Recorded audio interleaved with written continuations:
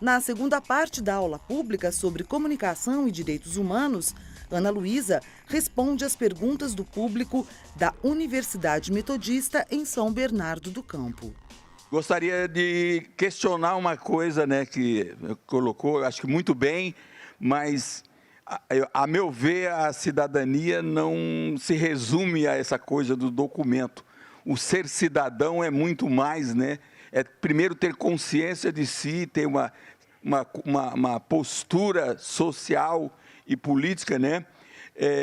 Que altera, inclusive, esse meio social no qual a pessoa vive.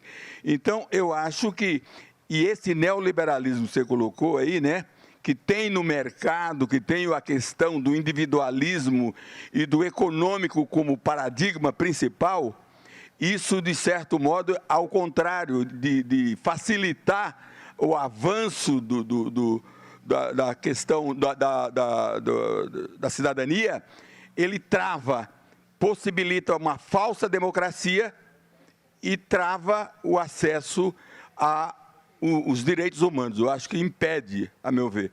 O sistema, o grande sistema, impede. Eu acho que o senhor tem toda a razão, né? O neoliberalismo, ele acaba se transformando num véu, né, que esconde a face verdadeira das coisas, né? Que não nos dá a possibilidade de entender como é que as coisas funcionam, como as coisas do mundo funcionam, como a situação do planeta funciona. Eu tratei a questão da certidão de nascimento apenas por uma questão pontual, né, que a gente estava falando de pautas, né, de temas que devem ser observados, foi um pequeno exemplo disso, mas eu acho que é verdade sim. A gente tem sempre que ter em mente que existe um sistema político, né, que não é nada favorável à vida, né, ela tem toda uma questão de capital que mobiliza, que esteriliza praticamente as nossas boas ideias e grandes ideias, mas que isso tem que ser observado sim. Eu acho que perceber isso é uma função também da comunicação, da educação, da filosofia. A senhora levantou um ponto que a senhora disse que os meios de comunicação não mostram tanto os direitos humanos quanto seria necessário. Qual seria uma opção que a senhora julga válido para que nós todos possamos mudar isso? Não só as mídias em si, mas todos os cidadãos. Eu acho assim que não está bom, né, a quantidade de temas ligados aos direitos humanos que a grande imprensa e a imprensa alternativa ou popular condicionam em seus veículos, tem sido favorável, tem sido um movimento interessante, a gente tem tido exemplos bons, mas não é suficiente porque até agora não conseguiu transformar o mundo e nem a sociedade. Né? Não que a transformação vá ser uma coisa de uma hora para outra, mas eu acho que ela é em processos, né? E nesse sentido, existe um processo temporal que eu acho de conscientização que tem muito a ver com a formação dos novos profissionais, né? Os jovens que estão agora estudando, vocês têm um compromisso muito importante. E assim, e não é uma questão de ficar jogando isso nas costas de vocês. Ah, não, vocês vão ter que mudar o mundo. Não, muita gente veio tentando mudar o mundo.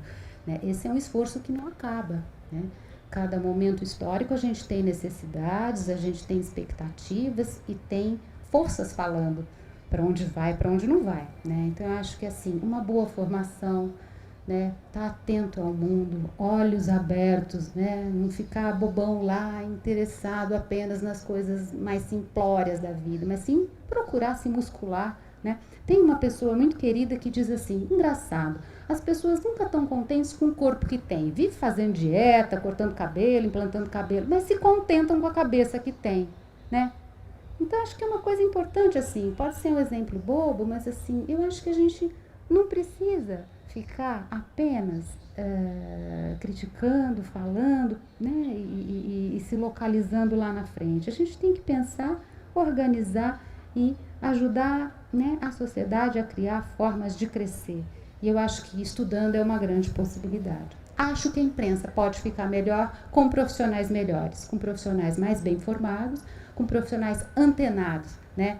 Não só profissionais que respondem a uma determinada lógica lá dentro, fica quietinho, carneirinho. Eu acho que a gente tem que se mostrar ao mundo com todas as potencialidades e belezas que a gente tem como ser humano. De acordo com o que foi exposto, uma comunicação verdadeiramente cidadã tem a ver com a acessibilidade e a aquisição dos direitos, né? Infelizmente, essa não é uma realidade de 9 mil, mais ou menos, em relação aos últimos dados, 9 mil de refugiados aqui no Brasil. Eles apresentam muitas queixas de que, ao dar entrada num pedido e ao receberem aquele protocolo que serve como documento, eles não conseguem utilizar desse documento para exercer os seus direitos civis e direitos políticos até. Gostaria que a senhora comentasse um pouco desse processo dos imigrantes, dos refugiados, e da dificuldade que eles encontram por conta dessa comunicação, ainda hoje, não cidadã. Eu não sou uma especialista em refugiados, eu acho que tem muita gente importante que estuda isso, que avança nessa literatura e acompanha, né, esse movimento, que não é só aqui no Brasil, né, que é um movimento internacional, tráfico de gente, mudança de gente, migração, isso é uma grande questão de direitos humanos, né? Mas eu acho que, assim, que os estados precisam encontrar formas de lidar com essa situação e também a comunicação precisa encontrar formas de lidar com isso, de chegar até eles. É uma questão bastante complexa, porque existe a questão do impedimento da língua, né? A gente sabe que a maior parte dos refugiados chegam num país sem saber a língua. Então, assim, é uma dificuldade muito grande de, a princípio, se localizarem nesse novo lugar, começarem a se relacionar com as pessoas, com os vizinhos, enfim. Eu acho assim, eu não tenho uma resposta para isso, mas eu acho que, pelo menos, se a gente pensar que essa é uma pauta muito atual em todo o planeta, e os veículos de comunicação em todos os seus níveis, né? Sejam os grandes veículos como os novos, os populares e alternativos, se voltarem um pouco para a reportagem, para entender como é que isso está acontecendo, como é que está a situação dos refugiados, eu acho que a gente começa a ter um outro desenho, um outro rascunho. Não sei se isso resolve, porque acho que também é uma questão de política nacional e internacional também, mas eu acho que já ajuda a desvelar. Quero dar um exemplo importante nisso que você tocou. A questão de 2 semanas atrás, o Estado de São Paulo fez uma matéria fabulosa sobre crianças refugiadas na escola. O repórter é o Vitor Brandalize, e ele é uma pessoa bastante comprometida, enfim, tem feito matérias muito interessantes.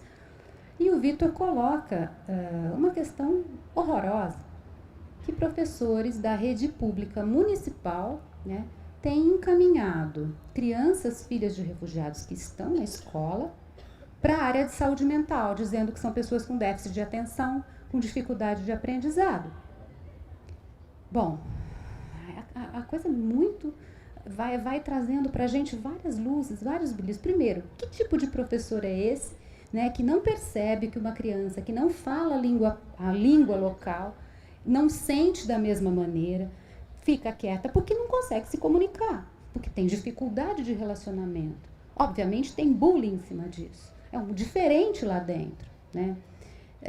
Eu para mim, vejo nessa matéria uma indicação de como as pautas estão assim, bem pertinho da gente, a gente não consegue perceber, porque não são desenvolvidas, digamos assim, né? A gente não conhece porque não sai. Ninguém fala disso de uma forma mais objetiva, mais socializada, né? Então, eu acho que, nesse sentido, está atento para o que está acontecendo no mundo, para as coisas novas, para essa nova novidade, mas, enfim, para essa coisa nova que está se rascunhando no desenho da globalização, que essa é uma questão muito importante, né?